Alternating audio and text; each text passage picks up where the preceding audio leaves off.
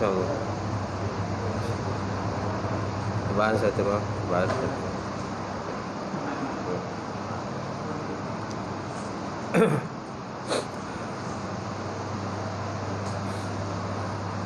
Cobaan satu dua. Cobaan satu dua. Mudah-mudahan pengajian pada pagi ini sama-sama berkitab Ilah Hadrat Nabi Muhammadin Mustafa Rasulullah sallallahu alaihi wasallam wa ala alihi wa ashabihi syai'un al-Fatihah. Bismillahirrahmanirrahim. Bismillahirrahmanirrahim. Alhamdulillahirabbil alamin.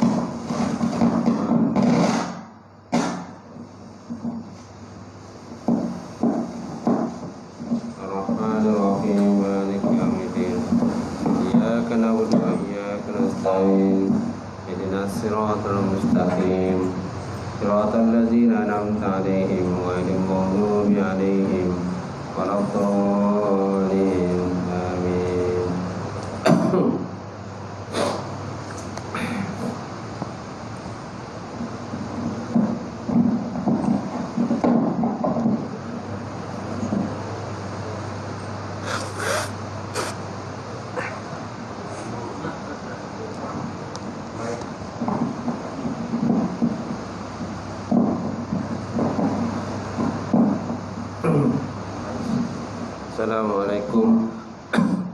Assalamualaikum warahmatullahi taala wabarakatuh. Alhamdulillahirabbil alamin wa bihi nasta'in ala umuri dunya waddin wa ala alihi wa sahbihi ajma'in.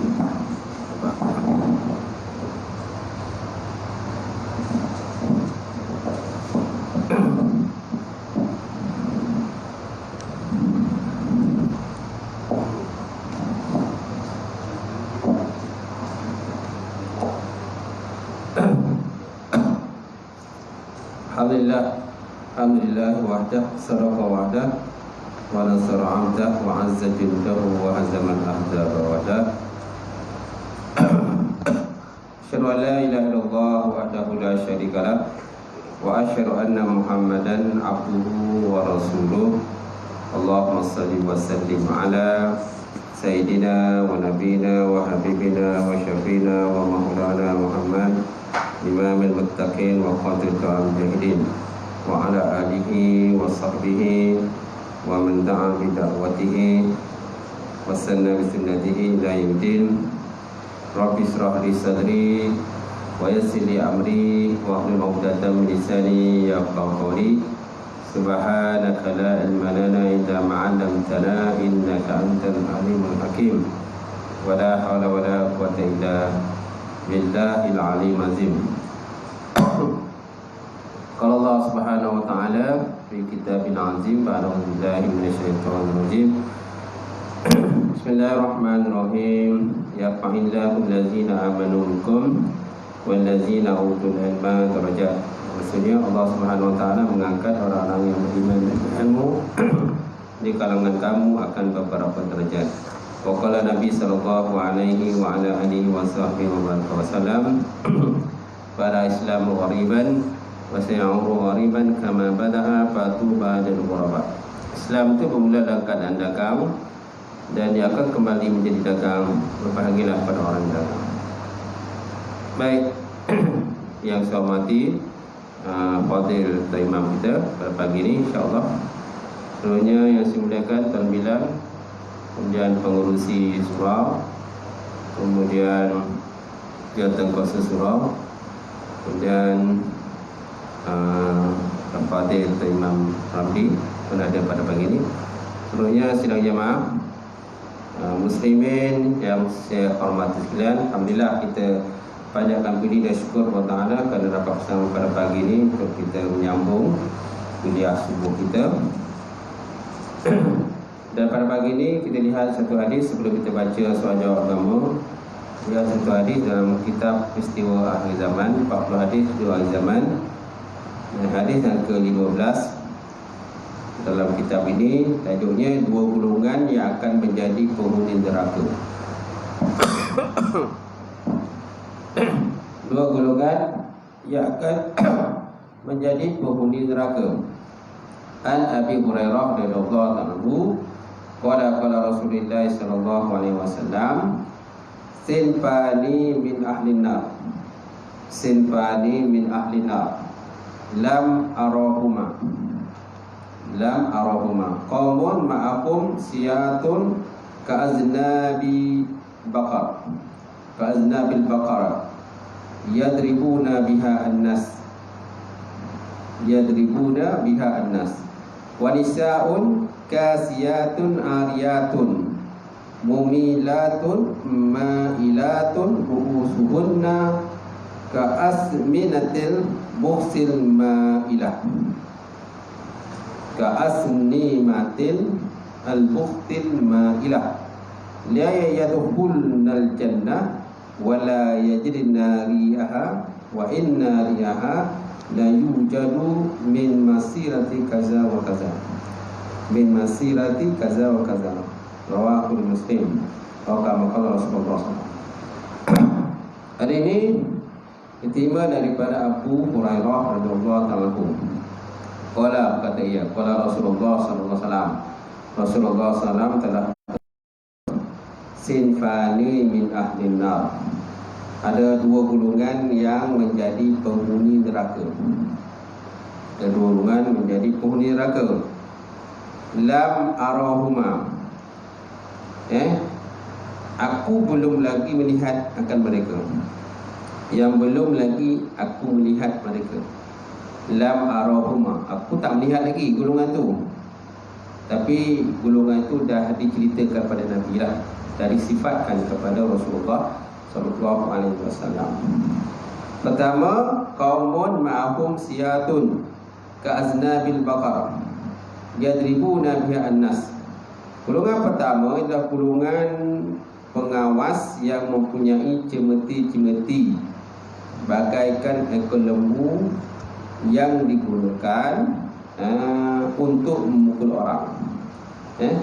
Golongan ataupun dalam braket pengawas, golongan ataupun pengawas yang mempunyai cemeti-cemeti bagaikan ekor lembu yang digunakan untuk memukul orang.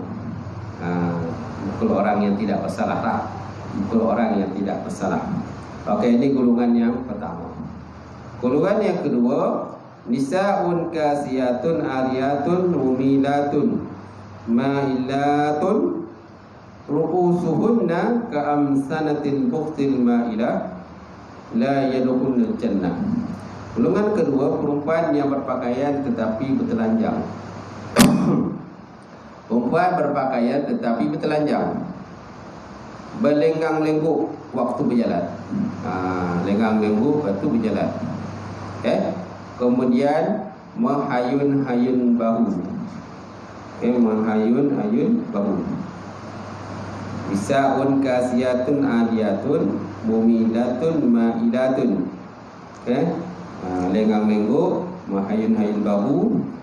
Kemudian ru'usuhunna ka'amsatil bukhsil ma'ilah. Kepala-kepala mereka, maksud kepala ini sanggul. Sanggul di atas kepala mereka bagaikan bonggol. Buh ataupun bonggol unta yang sengit. Seperti bonggol unta yang kata atau unta tu ada bonggol kan, kata badan unta tu kan, ada bonggol dia kan. Bonggol tu tempat menyimpan lemak tu kan. Bonggol tadi. Jadi sanggul di atas kepala mereka bagaikan bonggol unta yang sengit.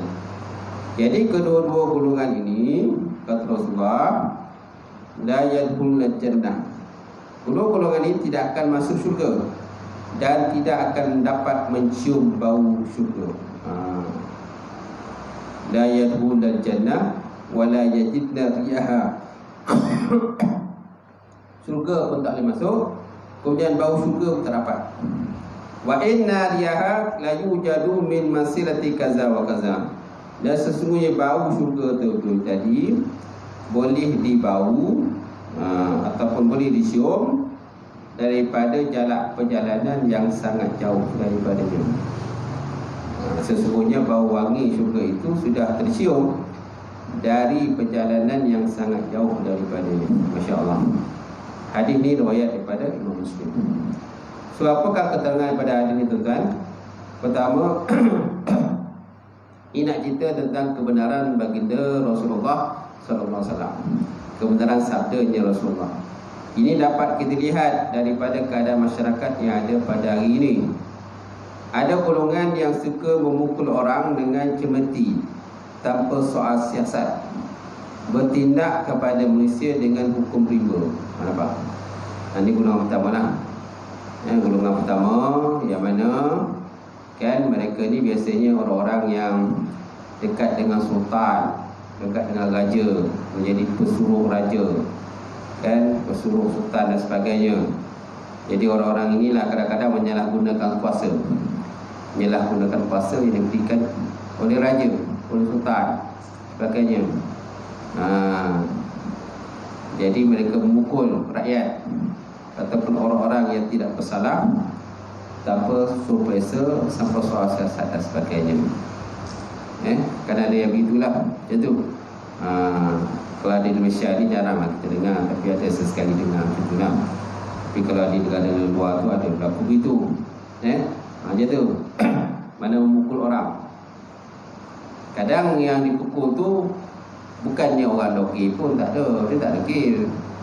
Tapi mungkin dia kurang dapat maklumat, jadi dia lambatlah bertindak. Jadi pihak berkuasa ini, orang-orang yang diberi tanggungjawab ni, dia terus pukul orang macam tu. Dan biasa pukul ni biasanya dalam demonstrasi lah. Dalam demonstrasi kan. Demonstrasi biasanya berlaku pukul. Polis memukul orang-orang awam, polis memukul orang Arab kan, dengan tidak ada susul periksa dan sebagainya. Macam tu. Demi untuk menyuraikan penduduk perasaan, jadi mereka akhirnya menyalahgunakan kaedah dan cara yang digunakan pakai kan, berikan kepada mereka macam tu. Ada yang berlaku itulah. Jadi benda-benda yang tidak sepatutnya berlaku, kalau boleh janganlah berlaku.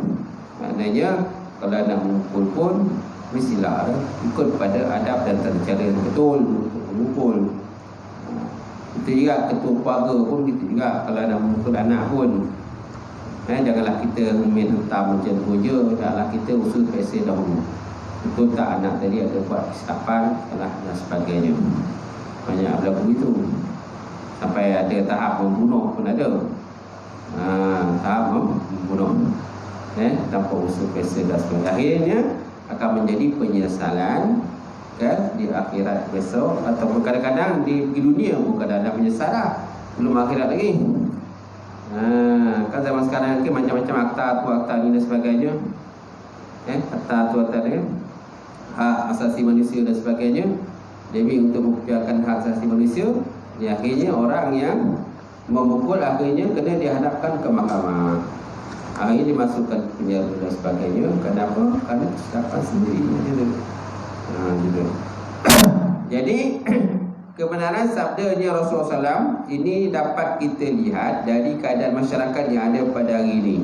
Ada golongan yang suka memukul orang dengan cemeti tanpa soal siasat, bertindak kepada manusia dengan hukum rimba, ataupun bertindak di luar pada batasan kemanusiaan. Mungkin jelah kadang-kadang rakyat itu ada juga jenis yang doki pun pegang pun ada jugalah. Ada juga yang rakyat yang pegang dan kita nak dengar arahan daripada pihak pemerintah, kita nak dengar. Jadi akhirnya pihak pemerintah dia ada kuasa, dia boleh mengarahkan askar, boleh mengarahkan polis dan sebagainya kan, untuk menyuraikan ataupun mengambil tindakan kepada orang-orang yang begal dan negeri ini. Cuma dalam konteks bertindak kadang-kadang melebihi daripada had yang sepatutnya memukul sampai mencederakan, mematahkan tulang kan, mematahkan tulang sebagainya.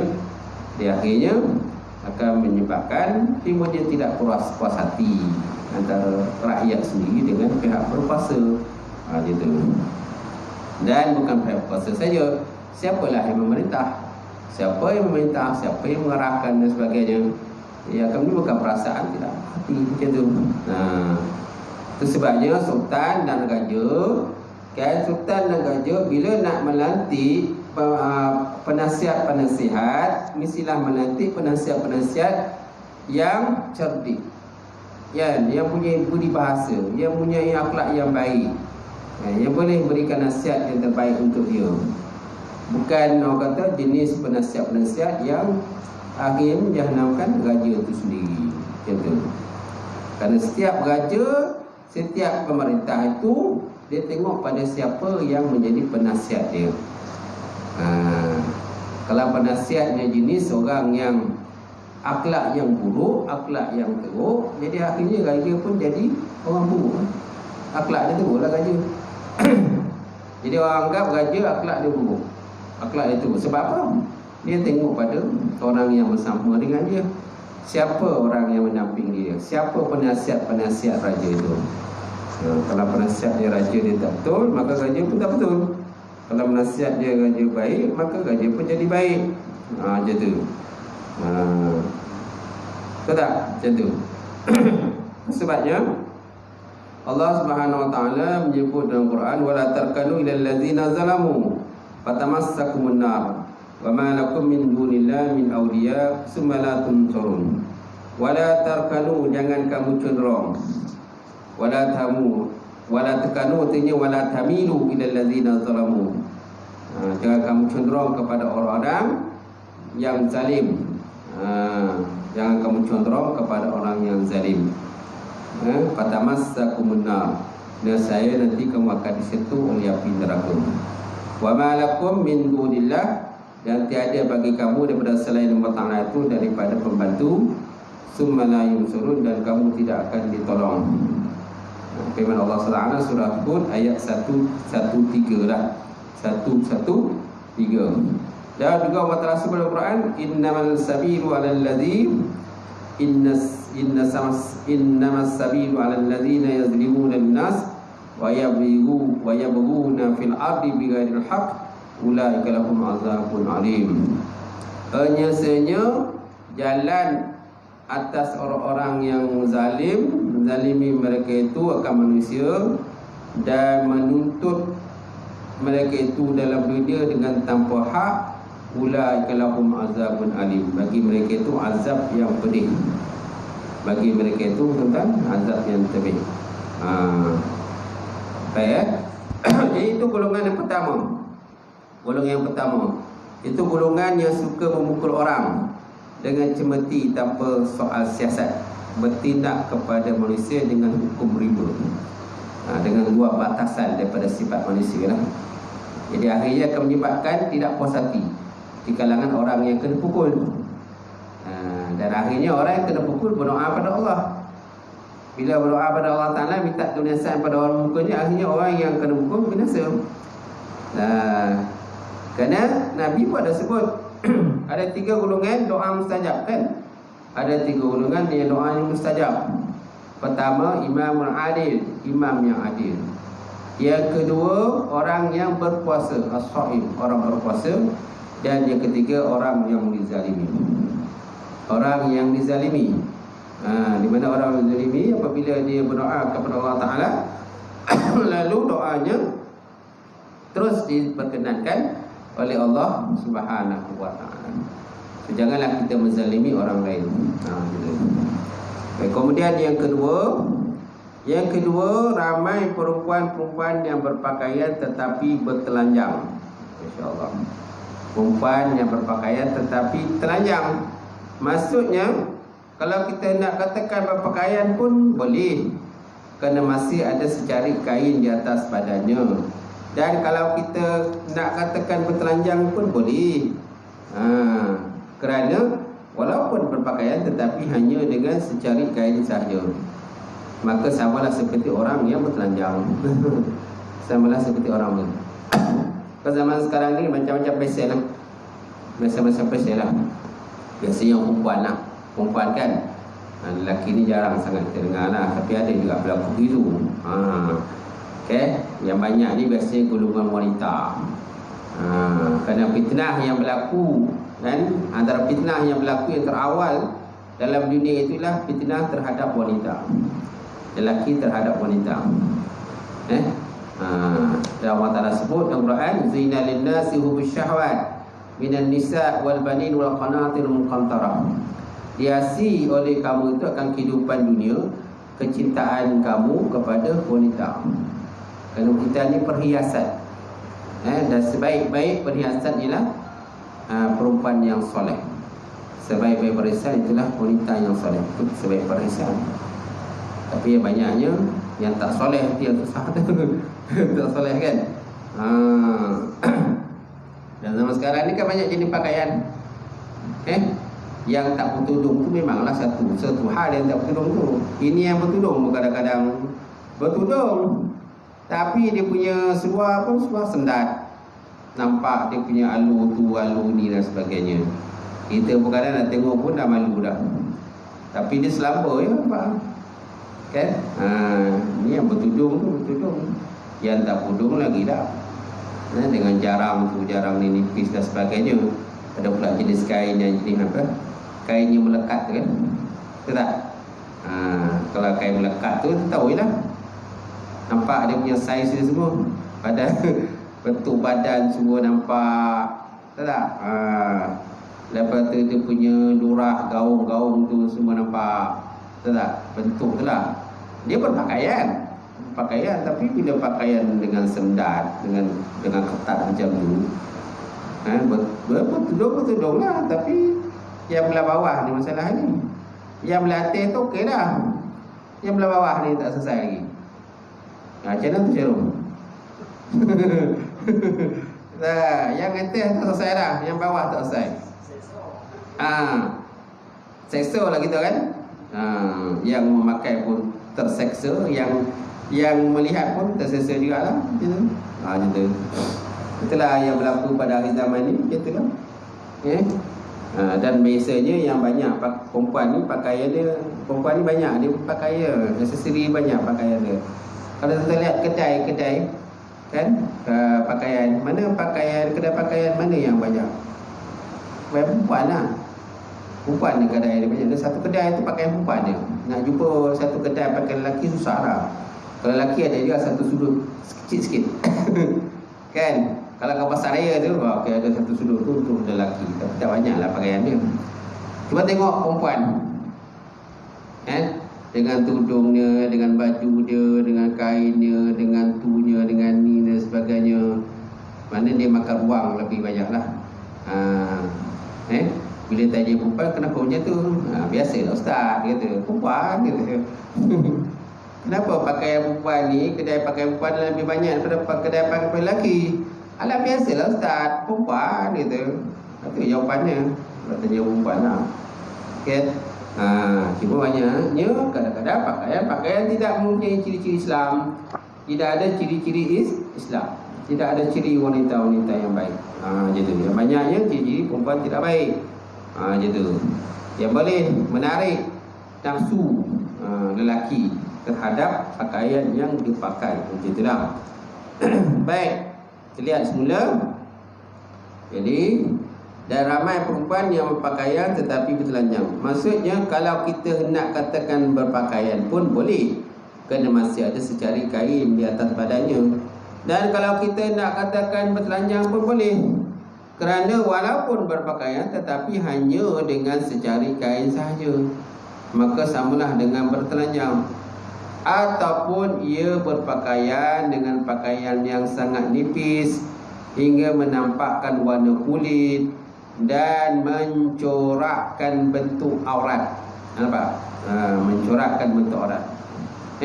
Pakaian terlampau nipis juga. Pakaian terlampau nipis. Biasanya pakaian-pakaian artis lah macam tu. Dan orang ramai pun biasanya ikut artis.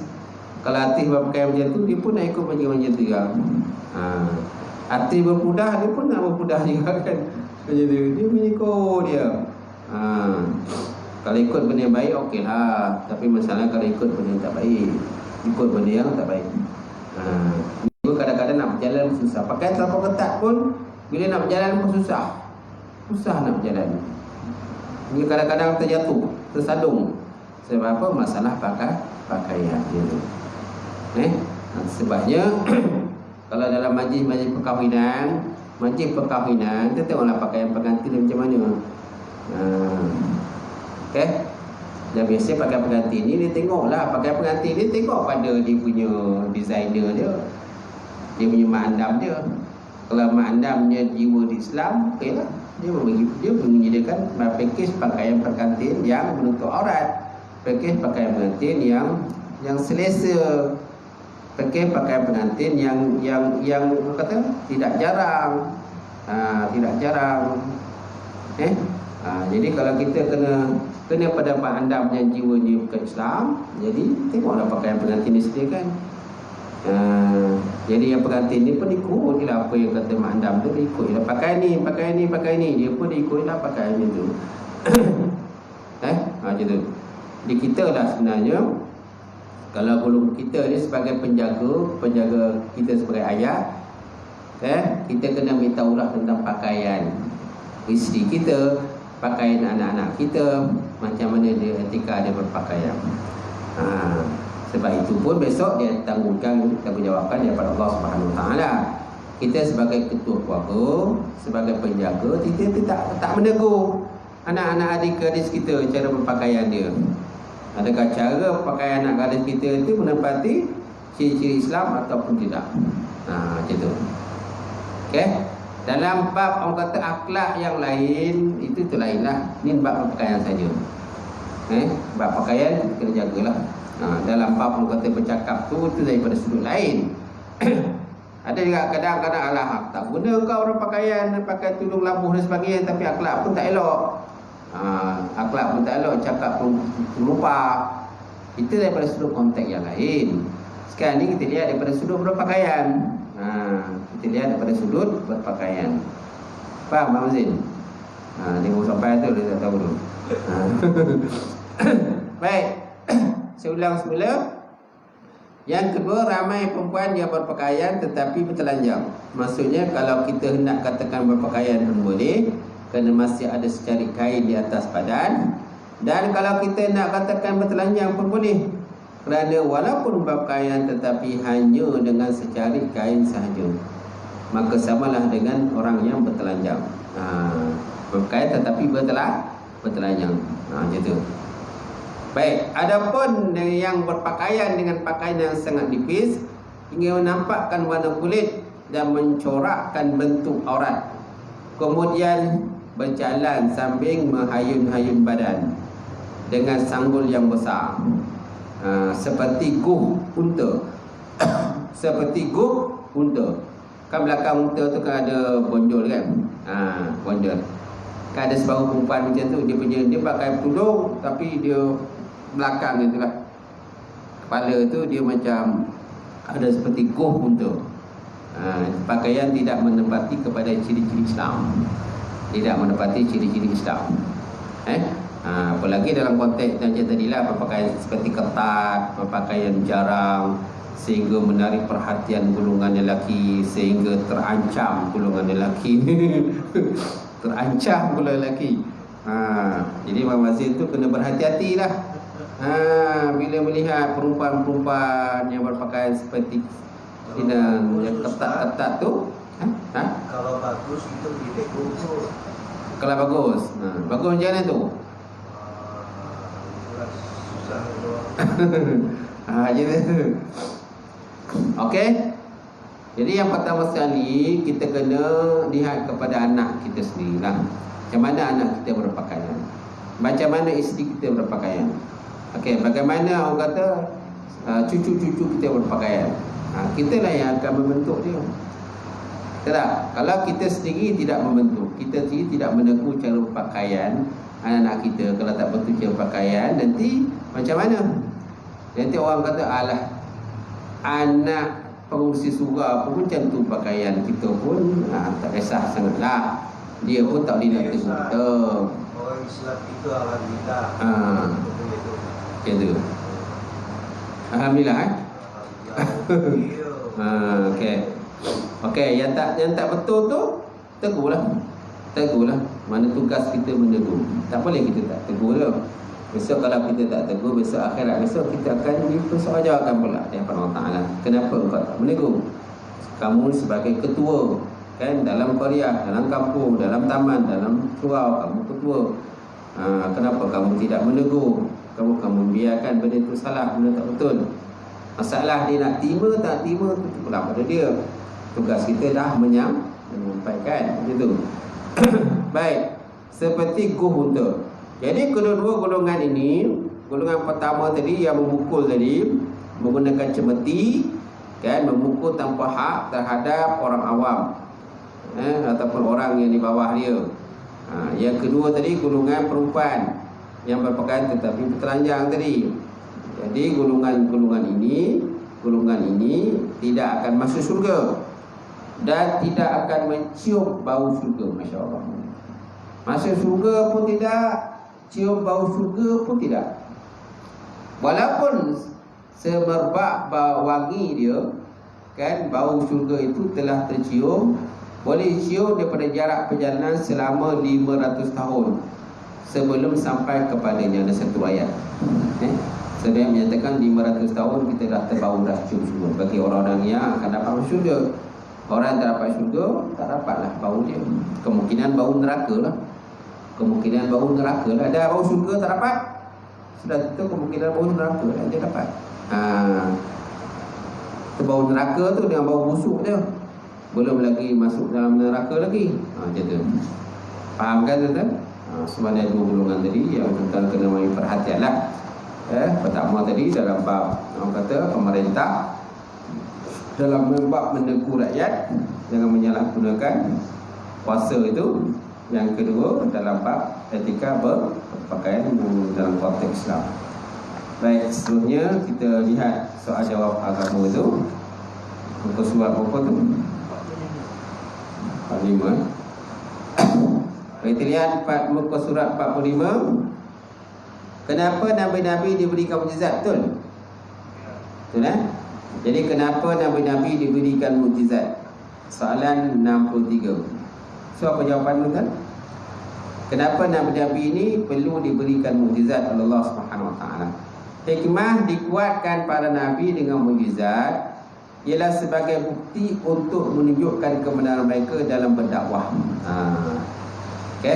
Sebagai bukti untuk menunjukkan kebenaran mereka dalam berdakwah. Hal ini demikian kerana setiap dakwah yang tidak dikukuhkan dengan dalil dan bukti, maka ia tidak akan didengari. Wallahu a'lam lah. Ini kelebihan para Nabi Rasul diberi mukjizat. Jika mukjizat tadi boleh digunakan untuk konteks berdakwah. Macam tu. Di mana orang biasa tidak akan boleh menandingi para Nabi dan juga para Rasul. Macam tu. Dan mukjizat itu bukan pula menunjukkan pada kita nak bertuhankan pada mukjizat. Tidak. Bukan nak menunjukkan kita ni kena bertuhankan kepada mukjizat. Bukan. Mukjizat lah. Dan kelebihan Allah Ta'ala bagi pada mereka, para Nabi Rasul dalam konteks berdakwah untuk melawan kebatilan itu. Dan biasanya mukjizat ini berlaku kepada apa yang kuat kebatilan pada masa itu. Apa kebatilan yang kuat pada masa itu? Masa itulah mukjizat itu berlaku. Contohlah pada zaman Nabi Musa. Dan Nabi Musa diberikan tongkat, kan, sebagai mukjizat oleh Allah Subhanahu Wa Taala. Dan tongkat itu kalau seandainya dipukul dicampakkan ke tanah, maka akan menjadi ular. Jadi ular, kan? Sesuai dengan suasana pada masa itu, di mana ilmu sihir, gitu. Pada ilmu sihir pada masa itu sangat popular lah. Sangat popular dan biasa diguna pakai, di dalam memperjuangkan sesuatu. Jadi mereka menggunakan sihir lah, demi untuk memuaskan nafsu mereka, jadi menggunakan sihir. Jadi Nabi Musa pun menggunakan sihir juga. Tapi bukan dia yang menyihir, tetapi yang menyihir itu ialah pembantu-pembantu dia, golongan-golongan sihir yang dekat dengan Nabi Musa AS. Jadi mereka itu boleh menyihir sehingga nampak seperti ular. Yang hakikatnya bukan ular pun. Hakikatnya bukan ular, tapi macam ular aja tu. Tapi yang sihir yang mukjizat Nabi Musa ni, tongkat ni memang betul-betul ular. Betul-betul menjadi ular. Yang mana ular tadi memakan ular-ular,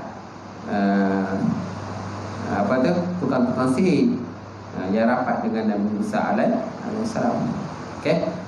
Jadi bukan itu saja tongkatnya pula boleh, apa lagi tongkat? Dia tongkat Musa. Mana tongkatnya? Boleh kalau dipukulkan ke air laut tu, kan, maka terbelahlah laut. Nampak? Terbelah laut, tetapi itu semuanya dengan orang kata kudrat iradah daripada Allah Subhanahu Wa Taala. Kalau Allah Taala tidak mengizinkan, tidak akan juga berlaku mukjizat. Mesti mendapat keizinan daripada Allah Subhanahu Wa Taala barulah berlaku mukjizat tersebut, di mana mukjizat tadi kan tongkatnya dipukulkan ke laut maka terbelahlah laut.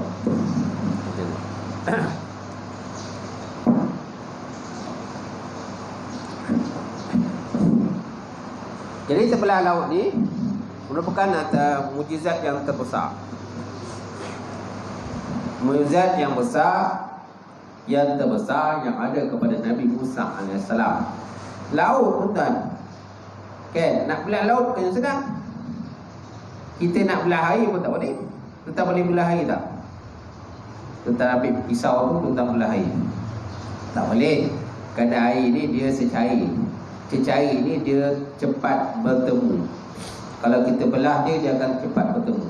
Itu cecair.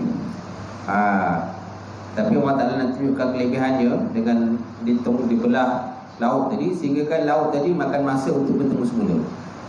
Selagi mana orang kata rombongan Nabi Musa bersama Bani Israel ni, selagi mana mereka tidak melepasi daripada laut merah tu, selagi itulah laut itu tidak bertemu semula. Jadi dia dah melawan kepada hukum alam, dah lawan hukum alam. Nampak? Kerana kebiasaannya apabila satu benda cecair telah terbelah, dia akan bertemu semula dalam masa yang cepat. Gitu. Itu berbeza dengan benda pejal. Pejal lain. Pejal dia makan masa untuk nak bertahu semula, tapi cecair dia akan makan masa yang cepat dan pantas. Belum cepat buat apa lagi dah bertemu semula. Contoh yang paling mudah seperti kita menulis atas air. Kita menulis atas air sesuatu perkataan. Bila habis perkataan tertulis dah, air itu dah bercantum dah.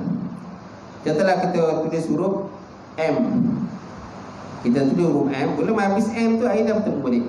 Nampak? Itu sebabnya para ulama mengibaratkan seperti orang-orang yang mengaji, yang belajar ni ketika usia dia dah tua, baru nak belajar. Jadi mereka itu merupakan seperti menulis atas air. Sedangkan kita mengaji ketika usia yang masih muda, merupakan seperti menulis atas batu. Macam mana kalau kita menulis atas air dan atas batu? Berbeza tak? Berbeza. Kita menulis atas air, bila habis tulisan kita tulis, air dah macam tu semula. Susah nak melekat, susah nak terkesan kepada ilmu yang kita belajar. Sebab apa? Dah tua, ingatan pun dah kuat. Kecuali kalau orang budak muda ingatan dia kuat, dia fresh lagi.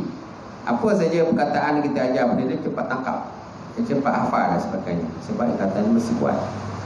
Sebab orang muda ni baratkan bila dia belajar ni baratkan seperti menulis di atas batu. Jadi tulisannya tu kekal sampai bila-bila lah, terkesan dalam diri dia, nampak. Sebabnya kalau kita nak didik anak kita dengan akhlak yang baik, didiklah ketika dia masih muda. Ketika masih muda, kita didik akhlak dengan akhlak yang baik. Kalau dah tua, baru kita nak didik akhlak yang baik, jadi macam cerita Sajari lah. Anakku Sajari kan, cerita Piramli tu. Kalau 10 tahun dulu ayah cakap macam tu, okey. Sekarang ni saya dah besar kan. Tak boleh nak cakap apa dah. Tak boleh tegur dah. Gitu. Baik tuan-tuan, seterusnya soalan 64. Apakah dikatakan karamah? Keramat, dan apakah beza antara karamah dan mukjizat? Jawapannya, karamah ataupun keramat ialah suatu perkara luar biasa menyalahi adat yang tidak diiringi dengan pengakuan kenabian. Tidak diiringi dengan pengakuan kenabian, dan tidak pula ia merupakan tanda-tanda pendahuluan yang terlihat jelas pada perbuatan seorang hamba yang kelihatannya soleh. Ia sentiasa diiringi atau disertakan dengan amalan soleh. Ia berbeza dengan mukjizat, kerana mukjizat diiringi dengan kenabian. Mukjizat diiringi dengan kenabian. Itu bezalah keramat dengan mukjizat. Okey, keramat ataupun keramah satu perkara luar biasa yang tidak diiringi dengan pengakuan kenabian. Okey, dan tidak pula ia merupakan tanda-tanda pendahuluan yang terlihat jelas pada perbuatan seseorang hamba yang kelihatannya soleh. Ia sentiasa diiringi atau disertakan dengan amalan soleh, berbeza dengan mukjizat. Okey, antara contoh seperti golongan Ashabul Kahfi. Golongan Ashabul Kahfi, pemuda gua yang tidur oleh Allah Ta'ala selama 300 tahun, Masya Allah. 300 tahun ditidurkan Allah Ta'ala, sehingga kan dia tak ingat. Dia orang ni tak ingat apa lah, tertidur selama 300 tahun. Tak ada orang yang mengejutkan masa tu. Tak ada siapa yang mengejutkan, sebab dia dalam gua je, tak ada seorang yang jumpa. Kalau ada orang jumpa, mungkin orang boleh kejutkan kan. Tak ada orang jumpa. Jadi tertidur selama 300 tahun. Masya Allah, Tuan. Bila mereka bangun saja, mereka dapati bahawa kan kerajaan masa tu dah pukar lah. Masa mereka masuk dalam gua tu, mereka masa tu kerajaannya kerajaan sultan ataupun raja yang zalim. Raja yang zalim. Bila mereka dah tertidur selama 3 tahun, mereka bangun semula. Didapati raja telah bertukar, raja baik pula. Kemudian kan mereka membeli makanan dengan menggunakan mata wang yang ada pada zaman 300 tahun yang lepas. Bila ditunjukkan mata wang itu pada peniaga, mereka semua terkejut. Kan, ini mata wang ni dah lama ni. Kan, jadi mereka menganggap bahawa mata wang itu masih laku. Rupanya mata wang tak laku lagi. Masya Allah, 300 tahun. Itulah kehebatan. Ini nak menunjukkan kepada kita bukti bahawa kan boleh berlakunya hari kiamat. Ini pun tanda-tanda hari kiamat boleh berlaku. Sebenarnya orang yang telah mati, kan, orang yang telah mati, yang beratus-ratus ribu tahun yang dah mati ni di alam ruh ini, besok Allah Ta'ala bangkit ke semula lah, untuk dihisap segala amalan mereka. Buktinya ialah seperti golongan Ashabul Kahfi ini. Sehingga Allah Ta'ala kan menutup pandangan mereka, telinga mereka, sehingga mereka tak boleh mendengar apa-apa saja berlaku di luar pada gua. Mereka tertidur selama 300 tahun, Masya Allah. Okey. Kemudian yang kedua, Siti Maryam dan ibu Nabi Isa yang dibawa kepada rezeki. Walaupun tanpa ada seorang pun yang masuk ke dalam kawasan dia ataupun dalam bilik dia. Tak ada siapa pun masuk dalam bilik, tapi ada makanan. Ketika musim panas, maka terdapat makanan pada musim sejuk. Ketika musim sejuk, terdapat makanan kan dalam biliknya, makanan musim panas. Macam tu. Lalu Nabi Zakaria bertanya, Nabi Zakaria ni orang yang ditugaskan untuk menjaga Siti Maryam. Siti Maryam binti Imran, Siti Maryam binti Imran. Jadi tugaskan untuk menjaga Siti Maryam. Jadi bila dia masuk ke tempat Siti Maryam, yang boleh masuk ke dalam tempat Siti Maryam ini Nabi Zakaria saja. Orang lain semua tak boleh masuk. Dia seorang dia masuk. Bila dia masuk, dia tanya kepada Siti Maryam, ni makanan ni pada mana? Ini adalah daripada pemberian Allah Subhanahu Wa Taala, dia kata. Ini adalah pemberian Allah Taala.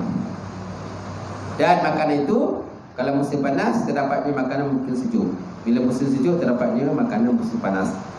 Itu kelebihan Allah Ta'ala bagi pada Siti Maryam, ibu kepada Nabi Isa AS. Yang ketiga, kisah orang yang terkurung dalam gua. Kisah orang yang terkurung dalam gua lalu berdoa dengan amalan soleh masing-masing untuk menyelamatkan diri, untuk membuka pintu gua. Dan akhirnya pintu gua terbuka hasil daripada mereka berdoa dengan amalan soleh mereka masing-masing. Dan 3 orang lelaki lah. Lelaki pertama berdoa dengan amalan solehnya.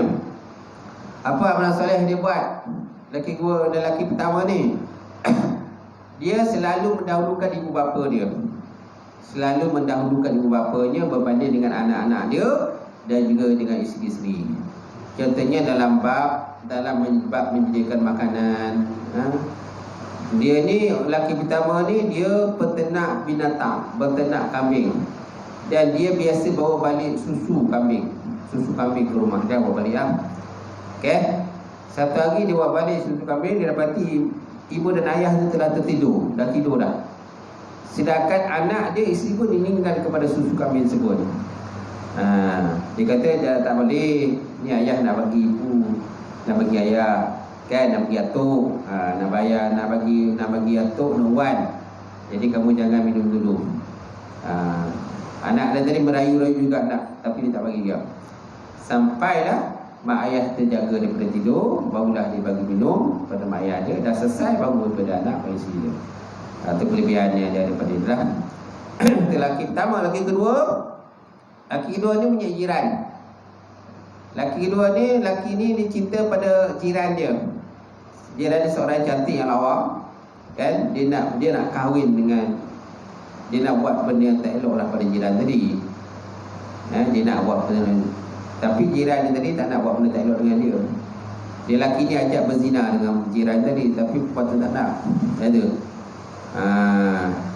Sehinggalah berlaku musim kemarau. Bila berlaku musim kemarau, dia lelaki ni dia harta banyak, lebih banyak. Kan? Perempuan ni dia miskin, tapi dia cantik lawa.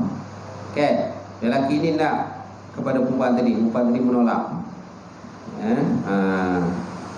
Jadi akhirnya sampailah musim kemarau, jadi perempuan ni dia tak ada makanan.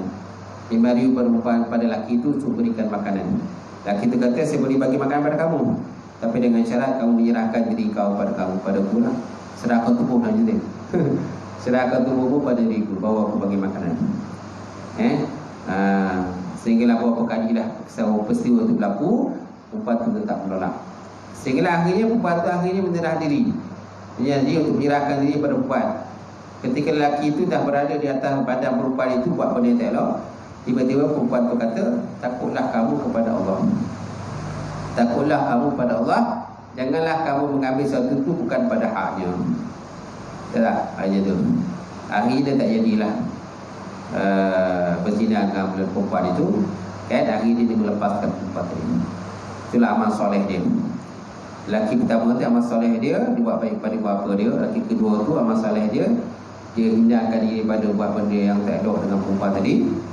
Jadi masing-masing berdoa kepada Allah Ta'ala, maka pintu gua terbuka sedikit lah. Sehinggalah kepada lelaki yang ketiga.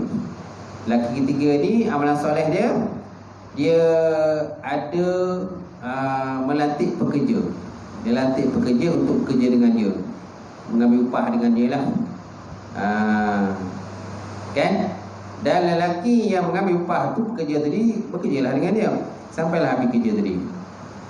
Bila dah habis kerja, tiba-tiba lelaki tu pergi, belum mengambil upah.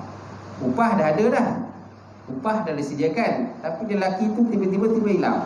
Kerja dia dah siap, dia tiba-tiba dia hilang. Dia tak sempat mengambil upah dia.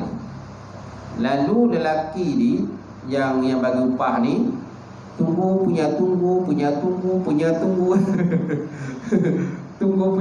lelaki yang dia upah tu tak datang.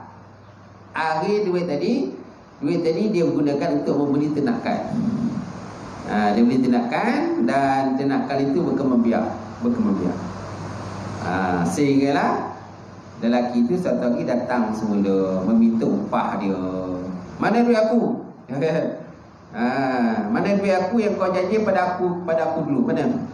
Maka lelaki yang bagi upah tu kata, kau lihatlah tu ternakan tu, kambing-kambing, ayam itu semua duit kau tu. Kau jangan mongak kan dia. Tu ni betul, dia kata duit gaji kau dulu kan, aku punya tunggu kau tak sampai.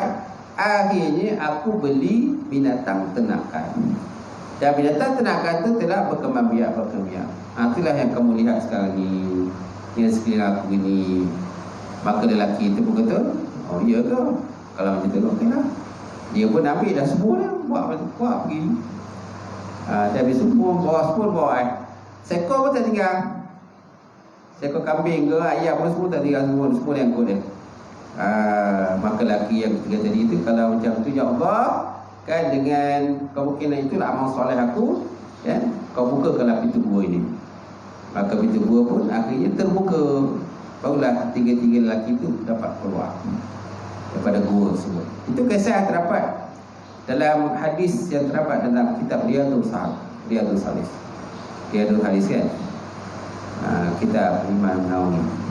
Tuan-tuan, sekali lagi, satu lagi. Siapakah Nabi yang digelar sebagai Nabi Ulul Azmi?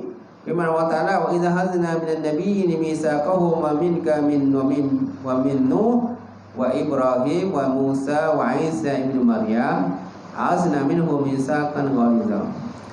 Teruskanlah bertakwa kepada kami, dan ingatlah ketika kami mengambil daripada nabi-nabi umumnya perjanjian setia mereka, dan khasnya daripada engkau sendiri wahai Nabi Muhammad sallallahu alaihi wasallam, dan daripada Nabi Nuh, Nabi Musa, Nabi Ibrahim, Nabi Musa, Nabi Isa ibni Maryam, dan kami telah mengambil daripada mereka perjanjian setia teguh bagi menggunakan apa yang dikasihkan pada mereka. Surah Azab ayat 7. Jadi kelima-lima Nabi yang disebut dalam ayat di atas ialah Nabi-Nabi Ulul Azmi, iaitulah Nabi Muhammad, Nabi Nuh, Nabi Ibrahim, Nabi Musa, Nabi Isa. Mereka Nabi-Nabi yang paling afdal. Nampak? Nabi-Nabi yang paling afdal. Ulul Azmi maksudnya orang yang punyai daya ketahanan yang luar biasa, daya ketahanan, kesabaran yang luar biasa dalam berdakwah, dalam menyampaikan mesej dakwah kepada umat. Ialah sebabnya mereka dinamakan sebagai Ulul Azmi. Jadi boleh. Dia ada 3: Muhammad, Nuh, Ibrahim, Musa, Isa. Muhammad, Nuh, Ibrahim, Musa, Isa, Ken dan Musa. Itulah juga. Wallahu a'lam bishawab. Cukup sekadar itu perbincangan kita pada pagi ini. Mudah-mudahan dengan sedikitnya perbincangan pada pagi ini sebanyak dapat mengampunkan dosa-dosa kita yang telah lalu. Kerana sesuai dengan hadis Nabi yang berbunyi, kan, orang siapa yang menuntut ilmu, maka burung di udara dan ikan di lautan memohon keampunan. Mohon keampunan bagi orang yang menuntut ilmu. Itu sebabnya tak sia-sia kita belajar. Tak sia-sia tuan datang ke surau, ke masjid, dengar kuliah. Tak lama pun, kadang setengah jam, 1 jam kan. Itu tak lama. Dengan itu, kan, Allah Ta'ala mampukan dosa-dosa kesalahan kecil-kecilan. InsyaAllah. Itu saja perbincangan kita. Mudah-mudahan kan pengajian ini insyaAllah semangat dapat menguatkan kan kefahaman kita dalam bab agama ini, di samping sebanyak boleh kita beramal. Ada soalan tak? Mic tadi saya tak pasang dah tadi. Aku lupa pasang mic. Tak dengar, saya tak tahu dengar tak dengar. Tak dengar. Sudah pasang. Okey, ada soalan? Tak ada soalan? Okey. A'udzubillahi minasyaitonir rajim. Bismillahirrahmanirrahim. Alhamdulillah wassalatu wassalamu ala asyrafil mursalin wa ala alihi washabbihi ajmain. Allahumma zidna ilman nafi'a wa yaqina sirqa wa ma'alam taqabbala wa rizqan halalan mubarakatan katsira wa siyan fatai alim nawlana qulubana bi nuri ma'rifatika wa ta'ala ma'afin. Allahumma faqina fid din, Allahumma faqina fid din. Allahumma ja'al hadza jam'an marhuma wa tafarraqana min ba'd tafarraqan ma'suma. Rabbana atina fid dunya hasanah wa fil akhirati wa qina azabannar. Alhamdulillahi rabbil alamin.